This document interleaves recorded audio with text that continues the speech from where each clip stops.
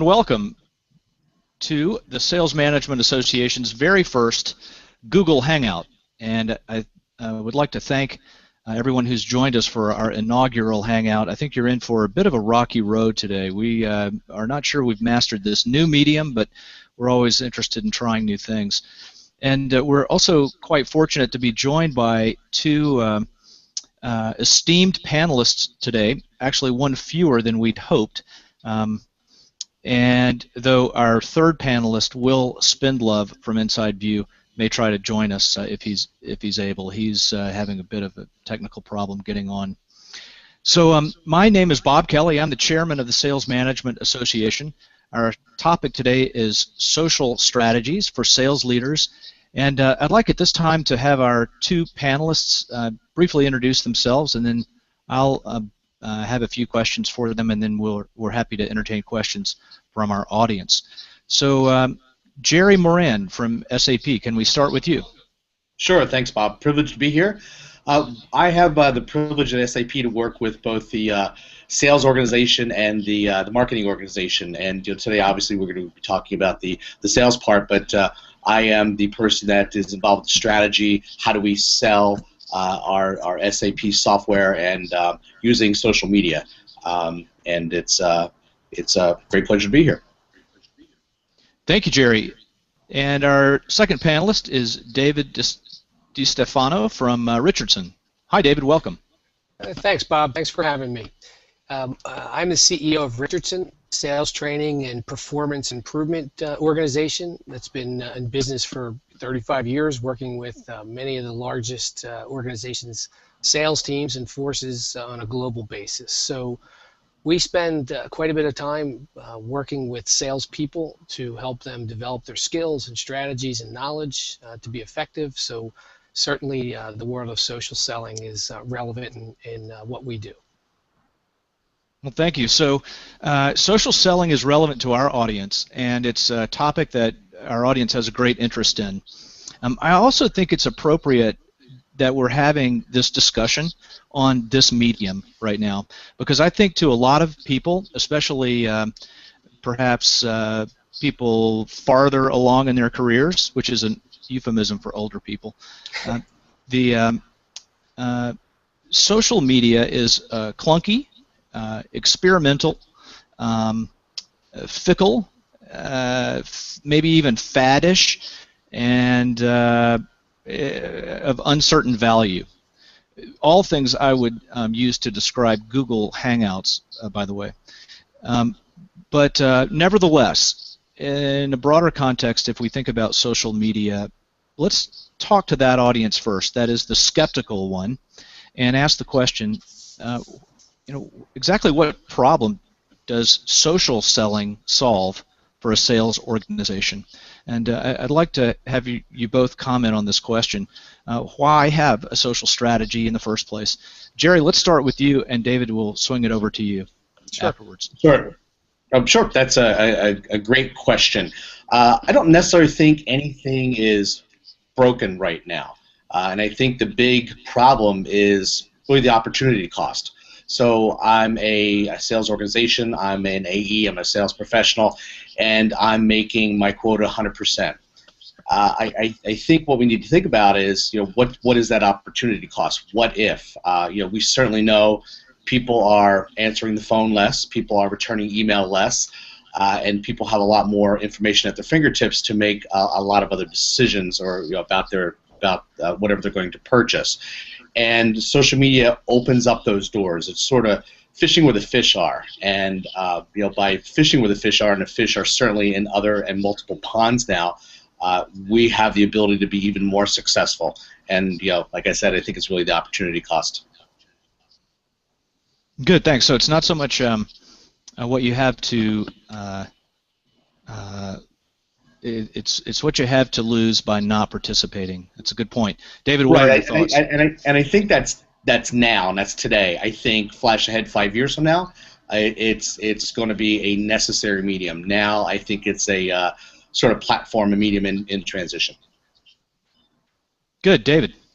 Yeah, I certainly agree with Jerry that it's a platform in transition, Bob. But I would think about it on two levels. You know, from a selling organization's perspective, it's the opportunity to brand and influence and connect broadly with your customers, your prospects, and those who have influence over both of those constituencies. From a salesperson's perspective, I think we all understand today that understanding a customer's or buyer's needs and trying to address those needs is no longer sufficient. It's about bringing some form of value through insights that you have or experience that you've acquired in order to really differentiate yourself and bring value to solve their business problems. So, you know, a social platform really gives the salesperson as an individual the chance to credentialize themselves, be recognized for what they've done or who they are or their impact as a thought leader. So I think we need to think about these on two levels, organizational and individual. Good. Hey, Dave, I'm gonna add on that if I could. That's a great place, and that's where we start as an organization, sort of building up your influence and your credentials. But it's a great place to listen, and you know, there's two things we certainly take a look at when we look at social selling at SAP. There's building up our reputation, and there's paying attention to what the customer and the customer's customer is telling us. And I think that ends up being the secret sauce to everything, where it's really not at our fingertips on a regular basis without social media. I mean, what other platform can you go to and understand? Looking at Macy's and let's say you're going to call on Macy's, and all of a sudden you can pull up a social tool that tells me what the customer's saying. You know, that customer of Macy's about pricing or distribution or, you know, good things or maybe, you know, not so positive sentiment, and that's a powerful tool. And you know, we think that's pretty important at SAP.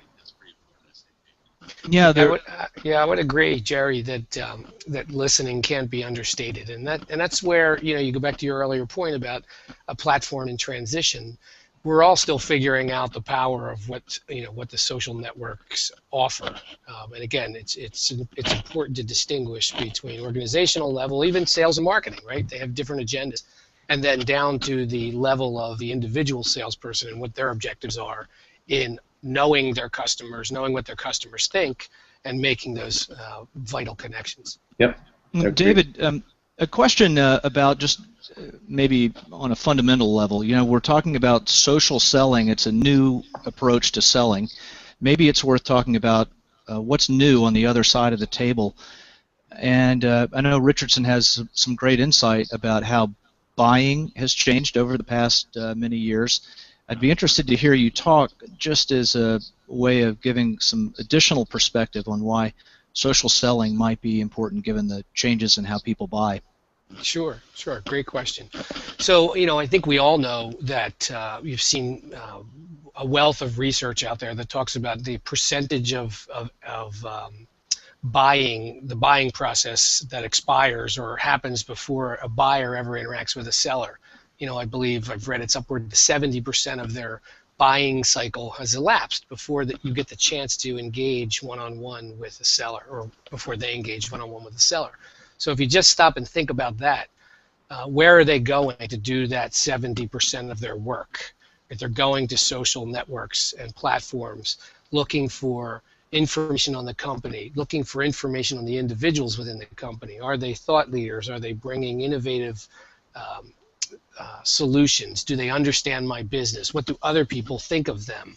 So that dynamic can't be ignored, right? I don't know that any of us have it figured out as to what the optimal way to address that from an individual perspective as well as an organizational perspective, but clearly your buyers and your clients and customers are there. So that unto itself mandates that we be there.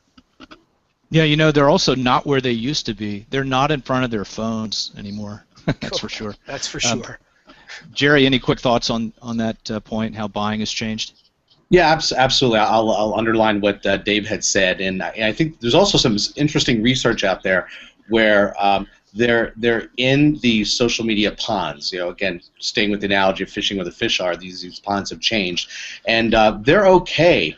The research tells us, and what we've seen with those that have used it at SAP, they're okay with being engaged with earlier in the earlier in the buying process. They're there in LinkedIn groups. They're there in communities like SCN or GovLoop, whatever the particular market is.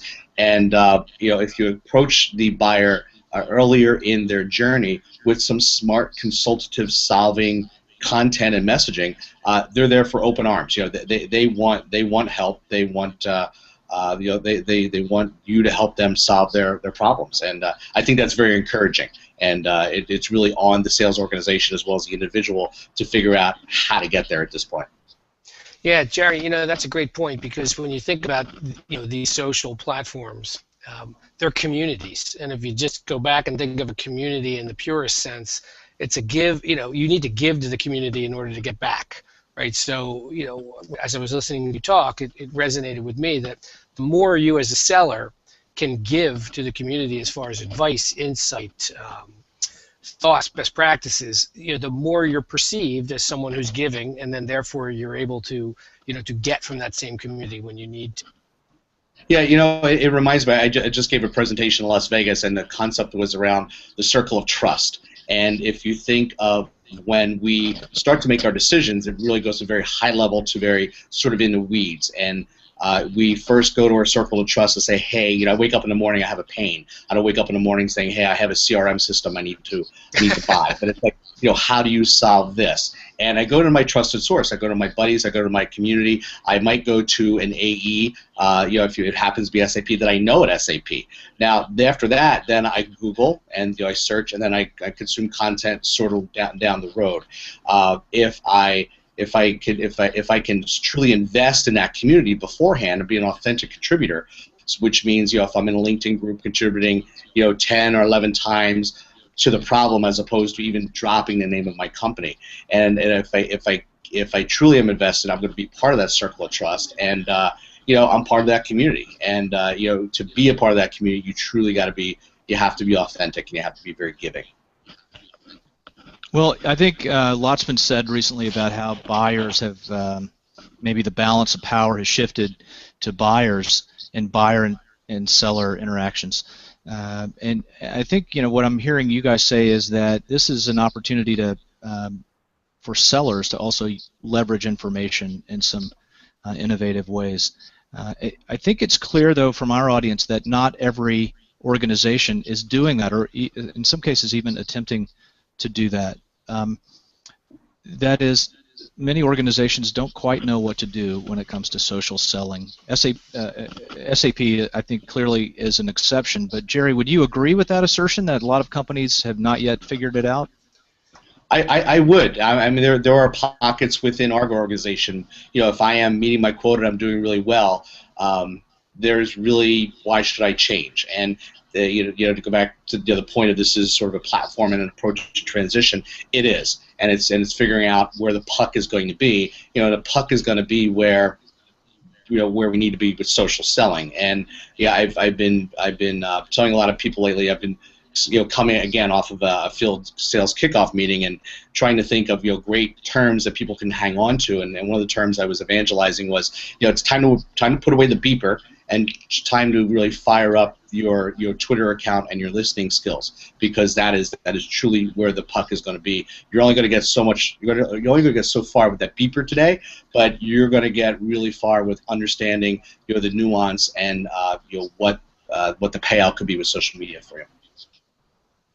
I think the beepers are coming back, but that's just my opinion. Dave, I know you see a lot of the world too. The clients that you interact with at Richardson represent some of the best sales organizations in the world. Do you see a similar trend where companies have not yet embraced social media fully? What do you see? Yeah, I would say that that's a fair statement, Bob, that they have not yet fully embraced. Many of them are in their infancy in terms of embracing. And there's a dynamic that we need to consider. Certain market segments are heavily governed by regulatory environments. So if you think about financial services or banking, what they can say and do in the social world is heavily influenced by massive regulation. Right? I did a presentation a year ago to social selling in the financial services industry, and there are no less than 18 specific regulatory policies out there that address how and what you can say, how you can interact. So, if we put that just aside, because we're not here to talk about regulatory dynamics, but it comes back, in my opinion, it comes back to a simple blending of selling in the manner of I need to engage with a customer or a prospect in a face-to-face manner ultimately, and research shows that still has the greatest impact in terms of the likelihood of success. But how I get to that table, or how I get to that critical moment in time that is so rare, today, which is time face-to-face.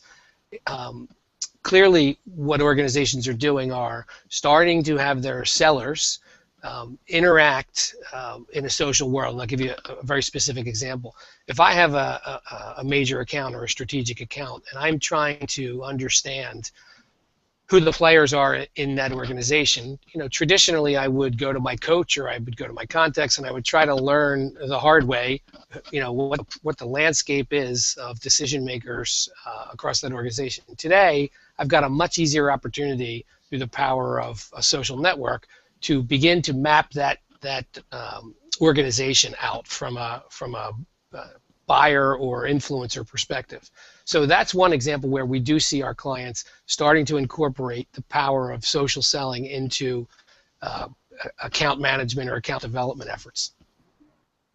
And Dave, I'll add on to that. So take a couple steps before that and get back to your the word you use, credentializing.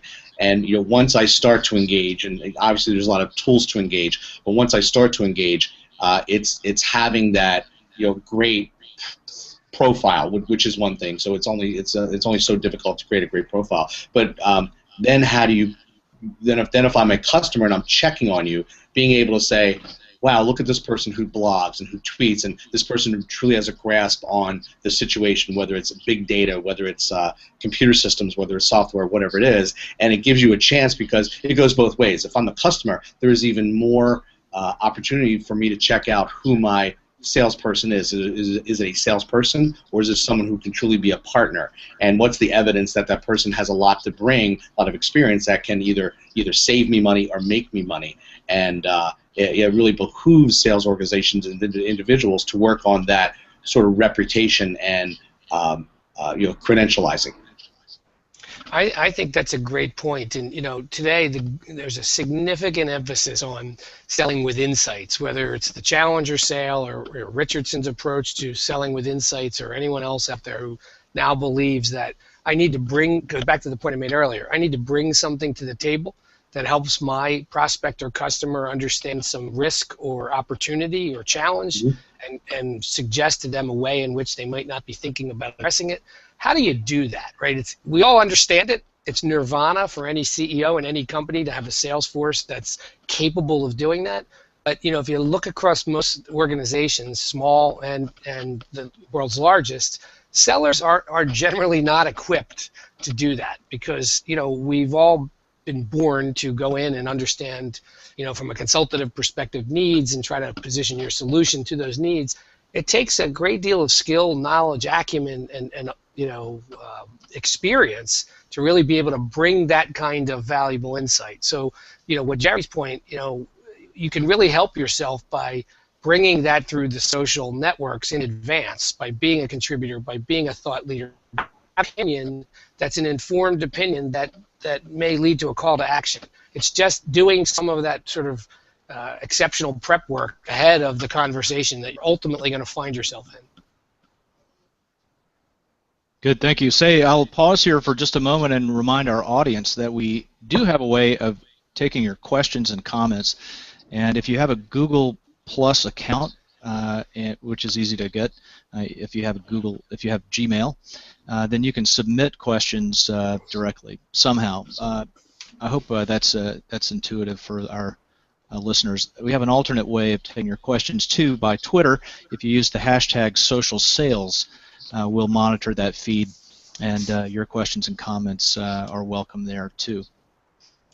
So we've talked a lot about why social media is a good idea for sales organizations, and there's some compelling ideas. Thank you, David and Jerry, for those. Let's talk a little bit now about the how. How do organizations begin to prepare and enable their sales forces to succeed in the social world? And maybe we should start with a high-level question around strategy. Well, what's a good goal for a company's social strategy as it impacts the sales force? How about you, Jerry? Any thoughts? Sure.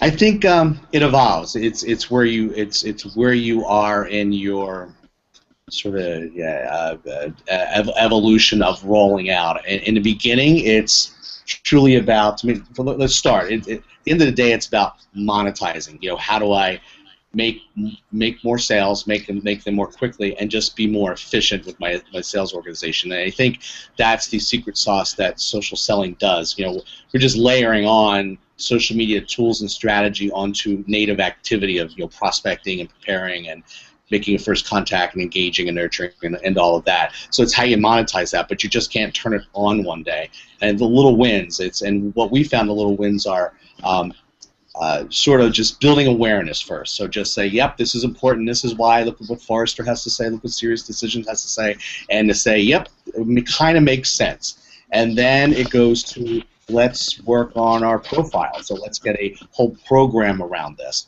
And I mean that's key too, because once we have a program, then you can measure things. So things like we do at SAP, we do a social selling IQ benchmark survey, and every 6 months we will send out that benchmark survey to say, where are you? How comfortable are you with all of these things?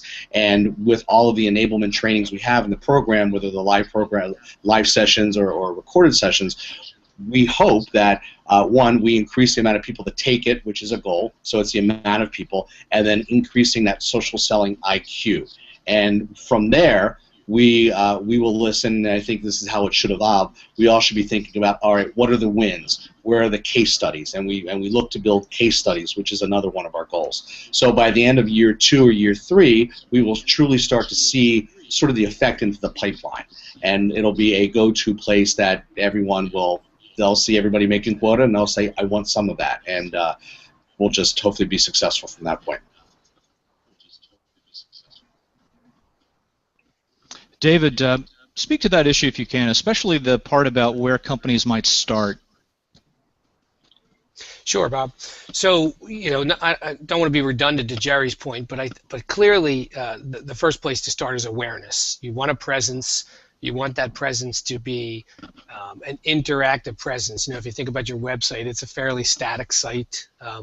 If you have a social presence on the various platforms, you're able to have it be more engaging, more interactive, more valuable to you.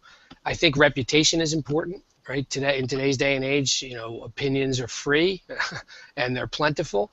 So you need to be thinking about, how do I enhance my reputation as a provider, a seller, or however you might describe yourself. I also think that at least in our company, we started in the area of community, right? So we touch a good 100,000 salespeople a year through our training and our solutions, right? So you touch those salespeople. I might have 300 or so active clients, right? And that's a much smaller population of people I interact with.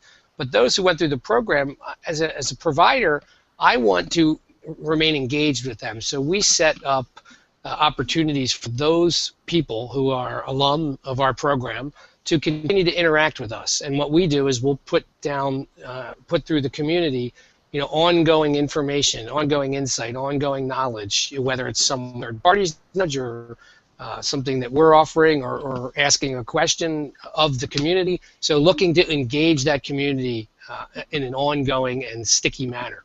And I think the last piece would be really around the opportunity for an organization, a selling organization, to use the social platforms as a form of R&D. I have an opportunity to ask my customers and prospective customers what they think, what they need, what's going on in their world, and I can use that information in a much timelier manner to turn around and address from what I have to offer.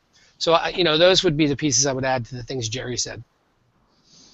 This would sound relatively easy if it were coming from one place, if it were one voice out there trying to establish itself in the social world. But in fact, any company who's active in social media is really using many voices. Each salesperson has their own multiple accounts on these various platforms. How do you square those two things? How do you have this kind of coherent strategy that you've started to describe when you're implementing it through individuals? I guess, yeah, just to elaborate, I mean, my thought is how can you convince a sales rep in Des Moines to replace his picture on LinkedIn with one that's more professional? That's his account, after all, right? Isn't that hard? Mm-hmm. Mm-hmm. Yeah, it's Dave. So, Bob, I'll take a shot. I mean, Jerry's probably more familiar with this, given that his focus within an organization is more in this area. But as I think about our challenges and those that we've learned from our clients, it's a very challenging situation because you have social platforms, by their very nature, are social. So you've got the individuality of the person, and then the corporate branding. Within our own company, we have attempted to get people consistent with their pictures, make it a professional shot, don't have your dog or kids in the background, but very hard to monitor. And you come back to that same concern that I believe Jerry raised earlier about, it's a cost benefit kind of thing. So to us, we have standards and approaches that we take as an organization. We attempt to have our people reflect that branding, but certainly a challenge even for a smaller company like Richardson. And to add on that, Dave, a range of things we do or we often do. One, we can. It sounds very silly, but we could shame people. Very kind of being silly, but we'll do audits and we'll give people on a scale of 1 to 5. You're at a 1, you should be at a 5. But then we make those recommendations for the photo, for the profile, and we can say you can check out these 3 or 4 statistics on LinkedIn. And by doing things the right way with a photo, with a better profile, more people will check you out. And it truly is a numbers game. And more people check you out, and more people find you on Google search. And now with the great new tools with LinkedIn Navigator, which we're a giant proponent of that at SAP, then we can show a difference. Then lastly, if you look at a company like SAP, we sell a lot of software. We sell a lot of social software. So SAP Cloud for Sales, for instance. Now, if we are selling a tool to sales forces that are going to make you more effective in the social media sandbox, and you aren't using it, and you aren't hitting on all cylinders with your LinkedIn profile, your LinkedIn activity, your Twitter profile, your Twitter activity, you have to take pause and say, how dare you, if you will, come in and try to sell me this SAP Cloud for Sales if you don't have your social game together? And to me, that's not authentic. And when we speak to that point right there, there's an aha moment to say, yeah, I guess so. That kind of makes sense. And we have some luck with that. So it sounds like a good inducement is to actually show that it works and it's successful for people. It makes a lot of sense. Why don't we take a question from our audience? Someone's been kind enough to ask us one. Let me read it for you and we'll have you comment. The question is, how much time as a percentage do you invest in social selling versus traditional selling? How much of actual sales as a percentage can be attributed to social selling initiatives since you started engaging in this approach? It sounds like the question might be directed toward you, Jerry. David, I'm sure you have some perspective too, but let's start with you, Jerry. Sure, it's a great. It's like, what's the difference between digital marketing and marketing? Marketing is marketing is marketing. The difference between traditional selling and social selling, selling is selling is selling. And I think that if you turn the question around a little bit, how much time do you spend on these new things? Is it 20 minutes a day on LinkedIn? I mean, there's a great statistic out there that says, hey, some of the best salespeople actually spend less time face-to-face in front of the customer. And that means that salesperson is more efficient and using more tools like LinkedIn, all the powerful tools of LinkedIn, other social selling software that are out there. And at the end of the day, you're just trying to reach more people more efficiently, engage more relevantly, and accelerate the pipeline. and these are where the tools are truly going. And I can't say, hey, I want you knocking on doors probably 50% of the time, and then on LinkedIn 25% of the time, and on some other social selling tool another 50 or 40% of the time. It doesn't work like that. It's just you have to do this instead of that, and that is probably the choice that it comes down to. Sure. I would agree. I might pose a provocative question. If buyers are doing 70% of the work before engaging, should sellers be doing 70% of their selling before having the opportunity to engage? I don't think it's that linear by any stretch. And I agree with Jerry. Marketing is a continuum. Sales is a continuum. Sales and marketing together are a continuum. So we view it, or I would view it as I need to spend as much time as I need to spend to prepare myself to be successful when I have the opportunity to engage in the conversation or a conversation or the time I get face-to-face with my customers and prospects. If I don't, I'm just handcuffed because I know they've done it and I know my competitors have done it. So there's no, maybe 5 years now, the studies and statistics will tell us, more predictably where you spend your time. But today, Jerry's point is it's truly a continuum, and you need to do enough of what you can accomplish in the social world. That's making connections, that's contributing, that's being visible, enhancing your brand, enhancing your personal reputation, personal credibility. So when you are in a true selling situation where there's buying and selling occurring, you're most prepared and equipped.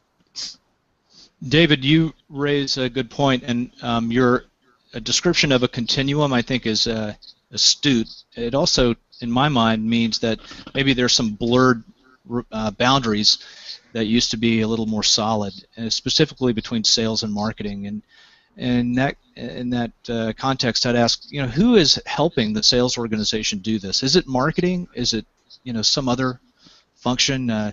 Jerry, in SAP, it seems like you, and just judging by your title, you have a really focused organization just on social. But David, what do you see in your client organizations? Who's really helping the salesperson be successful here within the company? Sure, great question. Clearly, marketing and sales alignment has gotten a lot of play, as it always has. I think historically people said there was a great divide between the two. It's coming together just based on the sheer spotlight, the brightness of the spotlight that's been on it. But there's another faction in an organization that helps the salesperson, and it's what I'll call sales enablement, a relatively newer discipline, if you will, and one that is all about readying the salesperson in every way, shape, and form to be most successful, and that may be knowledge, tools, etc. And one of those areas is how you interact in the social world, right? So we've got the full range of clients who are very sophisticated, and as Jerry described, policies are a bit tighter, standards are a bit more consistent, down to those who are just trying to figure it out. But sales enablement and marketing are clearly helping the sellers by giving them the tools in which to communicate in the social world. And Dave, I'll add on to that. Excuse me. I suspect it will transition. It starts in marketing, likely everywhere, because I don't want to say we end up being the experts or maybe the first ones into the pool with social media, and we understand it. We understand its application, understand how it drives demand, how you build awareness, and a lot of the skills transfer. I suspect 3 to 5 years from now, sales organization will truly own it. It'll be baked into sales training as it is now at SAP, and they will be the experts in social selling. Yeah, I can easily see that occurring, because when you start to think about how a LinkedIn, for example, can help you map the organization and map what's of value to your prospective client or client, clearly there are opportunities to map activities that you can achieve through a social platform like LinkedIn into the early stages of a sales process. Marketing might generate a lead. might qualify it, may turn into a sales accepted lead, ultimately an opportunity. What do I do with that in the early going? Does it fit my ideal client profile? Who do I know in that organization? How can I access decision makers, et cetera, et cetera? All more readily available in some cases through the social world than through the conventional, what we believe or would call conventional selling. Okay, so time for another question from the audience. This is a hard one. I'm going to let Jerry tackle it. Let Jerry take it. I have a feeling he's got the best chance of having any insight, but there's a bigger question behind this one, I think. But let's ask this one first. The question is, what social media outlets are hospital executives visiting when they're considering or researching new IT solutions? Have any idea? It's a great question. So when in doubt, put yourselves in the shoes of the customer and look at native behavior. And what we do is we sit in front of our mobile devices, our computers, and we go to Google or whatever our favorite search engine is, and we type in terms. From the, let's say it's from the SAP solution, and it's about IT for hospital executives. There's 3 types of things I need to educate myself. We'll talk about mobility. What is mobility? What does mobility mean to me? And how can a particular vendor help me with mobility? Now, when I type those types of terms into Google, I'm going to find myself, or what's going to appear on the page are going to be community posts and blog posts. And they'll be the first places after my sort of circle of trust I go to, and I'm going to school myself up on all of that. And what we need to do is figure out where are those blogs, whether it's our internal company blogs that if we're selling to hospital executives, or where are those watering holes that hospital executives go. So we all should know, if we're in a hospital business, the top 3 to 5 places where our decision makers are going to hang out, a la the watering holes, and we look to place our content there, answering these questions with sort of sales-based or sales cycle-based content. Breaking it up into 3s, what does it mean to me, and how can this particular vendor help me? And I think that's a great place to start, and that's where we get our feet wet. And then once we understand social a little bit more and the nuances of what communities people might be in, for instance, at SAP, for every industry and area that we focus on, we've identified keywords and hashtags and LinkedIn groups that we all should be participating in. So we're arming at least some of our sales executives with this sort of information, so when they do go out and create content, they're going to be found by that hospital executive. Well done. Okay. So let's see. Let's talk a little bit about the individual platforms. I know people have a lot of questions about those, and maybe it's worth having you share at least your personal opinions about the various platforms that your firms are using right now for social selling purposes. I'm thinking specifically about Twitter and LinkedIn and others. David, let's have you tackle that. What, from Richardson, the firm's perspective, which of those various platforms are most important? Good question. So I think that I would say that LinkedIn would clearly be the most important and effective for our company, followed by Twitter and Facebook, and for different reasons, right? Facebook, again, it's a chance to have a community or a brand and invite our customers and prospects to comment and interact, right? So sometimes you have to be careful what you wish for, because when I made the invitation to the services group and banks in particular, they all had great Facebook sites, and it was really a chance to have a theme about community and what they do for community. But many of the comments were, I can't access the ATM, or I can't do X, Y, or Z. So you end up having to address those concerns. So Facebook would be third on our list. LinkedIn, clearly, and I have a bias toward LinkedIn, and be interested in both of your thoughts, candidly, is as an executive, I find it easy to make connections and really use it as a mechanism for connecting. Maybe it's because of position and title, I don't know, but we emphasize LinkedIn as an organization, both in LinkedIn groups, LinkedIn communities, and individually. Twitter we use as a listening tool, as well as a tool to just be more quicker to the market in terms of our opinion, view, reaction to a comment, reaction to a study. I think Twitter gives you that opportunity to be instantaneous. So those are the three primary platforms that we use as an organization and as individuals within the organization. So I'll respond to that, Dave. Actually, I have one that's different that replaces Facebook, but obviously LinkedIn is number one. It's a great place to engage, and I can create content, and I could match my content to particular target markets based on my LinkedIn groups, or based on who's following me. So that's a great place to sort of distribute and publish as well as engage. I look at Twitter as not so much as a place to respond, but again, as a place to publish. So we look at some statistics, anywhere between 90 and 95% of the people that are on Twitter, they basically consume. So they're going there, they're searching, they're putting people on their list, they're looking at particular hashtags and keywords. So as a seller and as a sales organization, I can start to really further work on my reputation and build my expertise in a particular niche. It might be CRM, it might be social selling, it might be tools, whatever it is. I can be the expert, and I can create my track record there. The third thing about is blogging. To us, blogging is the secret sauce to success. It's the always-on salesperson for an organization, and for yourself. When you're not there, people are searching. Not everybody is thinking about buying or solving their solution at 9 in the morning. It's 11 at night, at 12 at night, and that's when I sit down and I Google and I find stuff.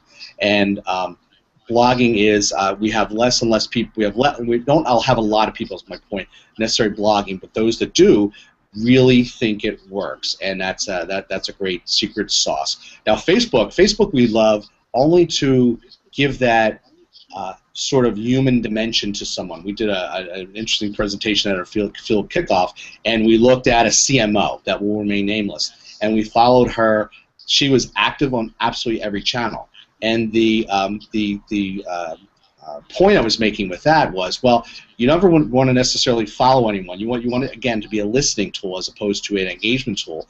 But it's a great place to understand, does this person like NASCAR, or does she like opera? Does she like craft beer, or does she like wine? So when we finally have that engagement, you have a little understanding of that humanness of your customer without them necessarily showing you cards, and you sort of can play that when the time is right.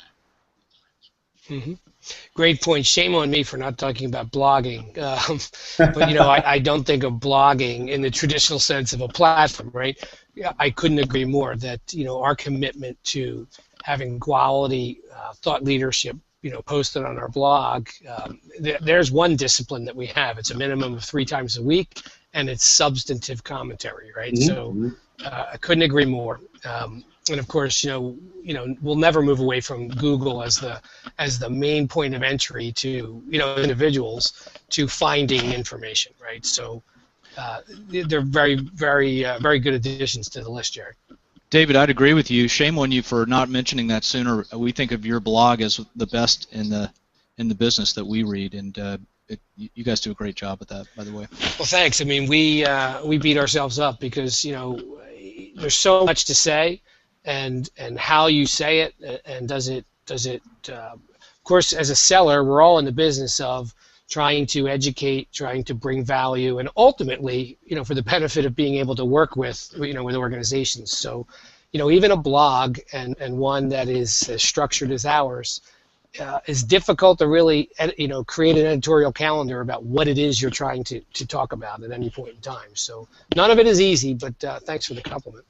Good. So I'd like to actually steer the conversation in a slightly more practical direction around how specifically companies are using social media at various parts of a sales process.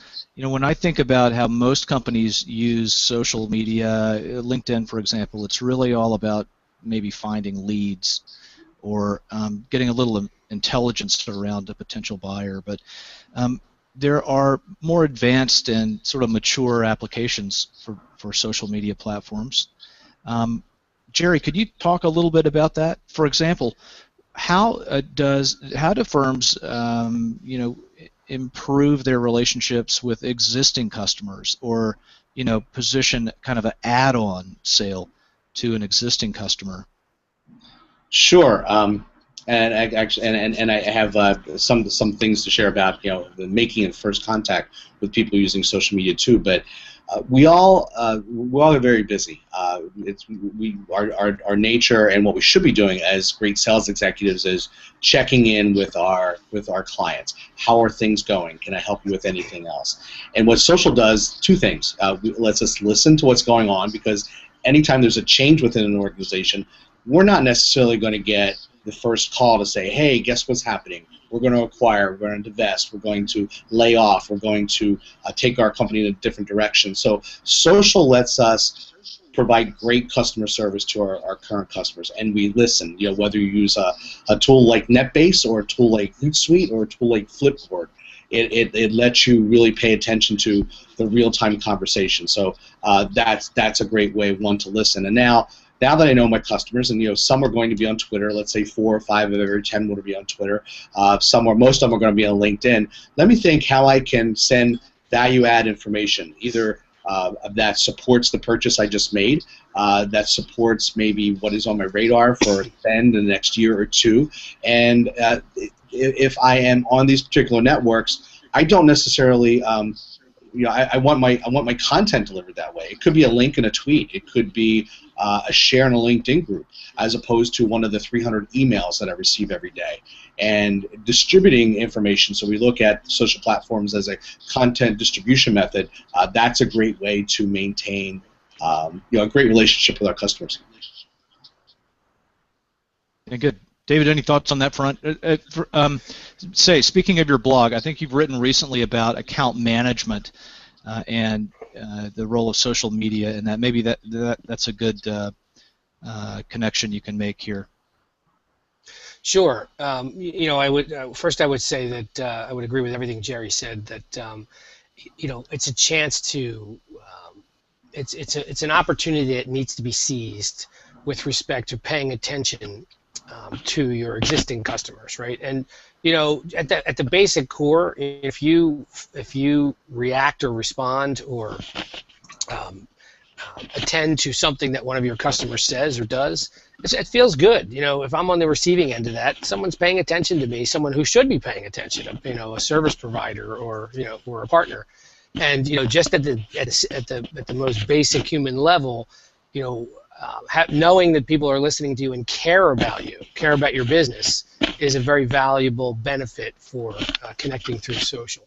As it relates to account management, I think I mentioned this earlier.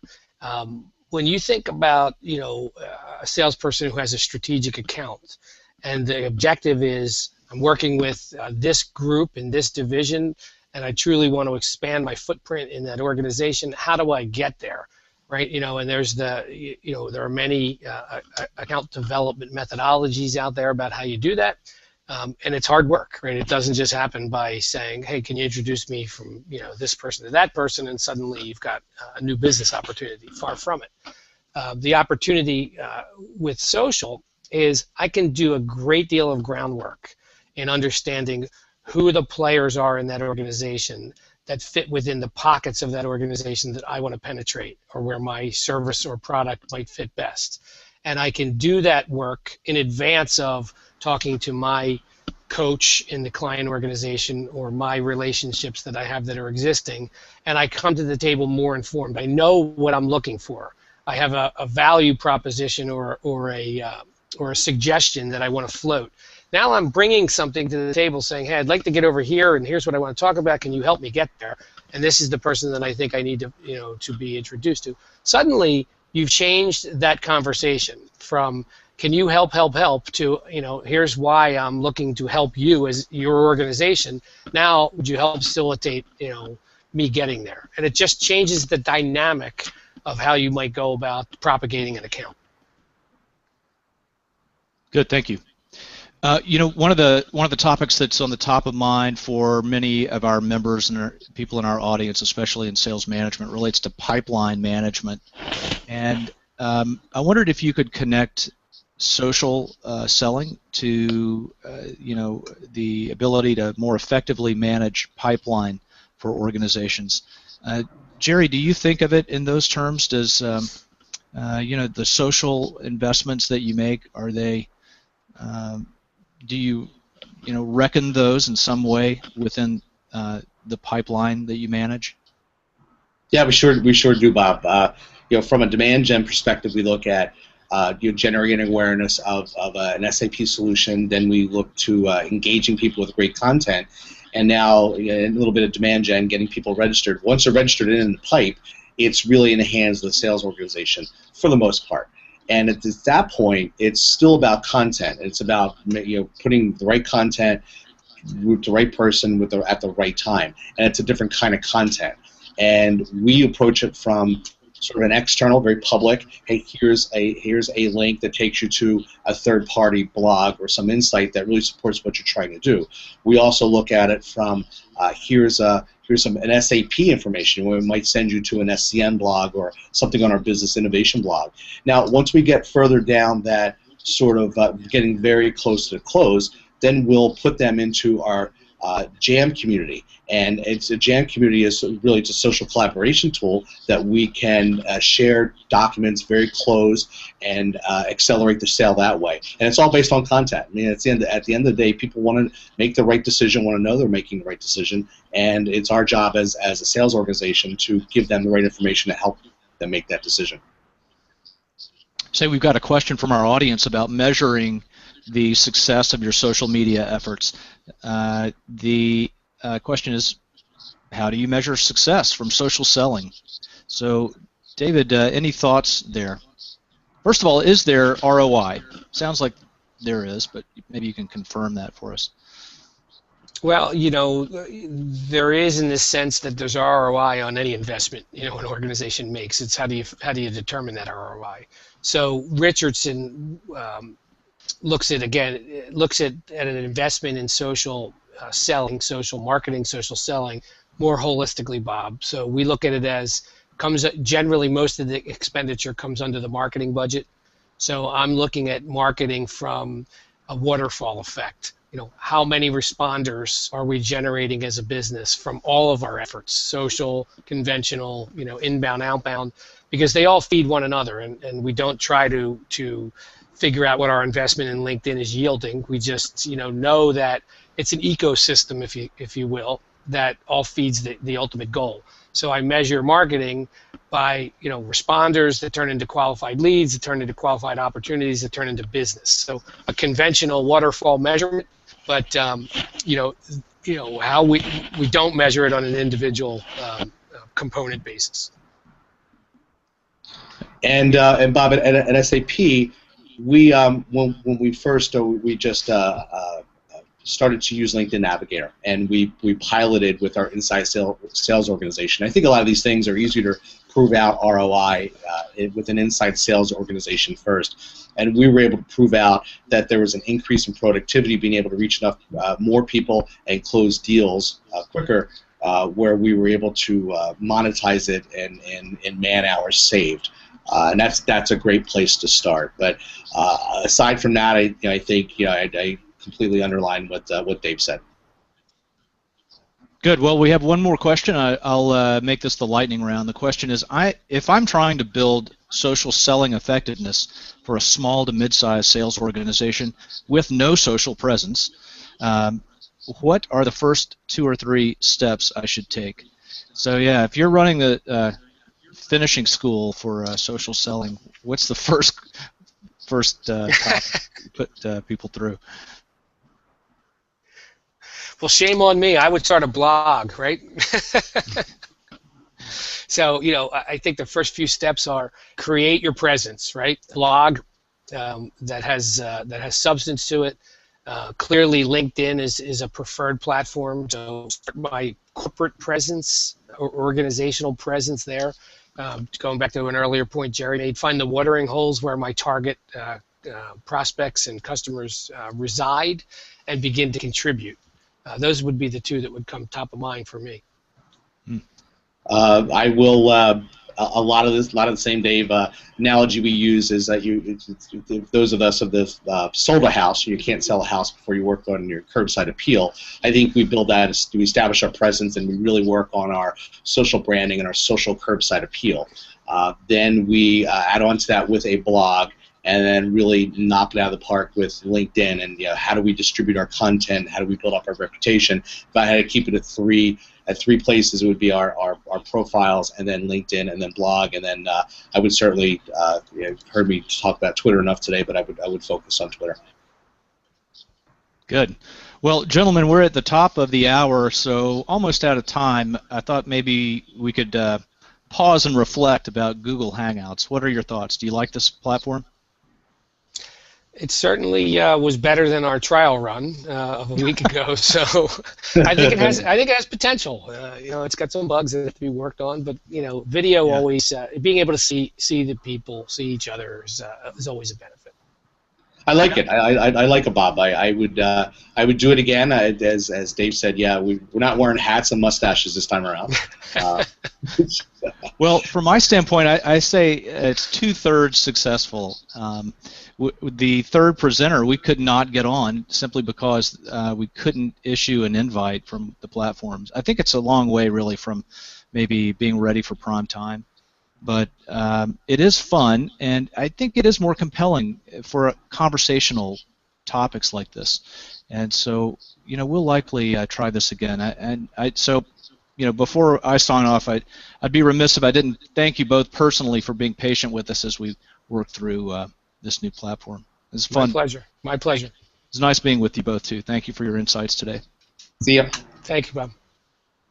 Okay, that's it. That's a wrap. Take care, everybody.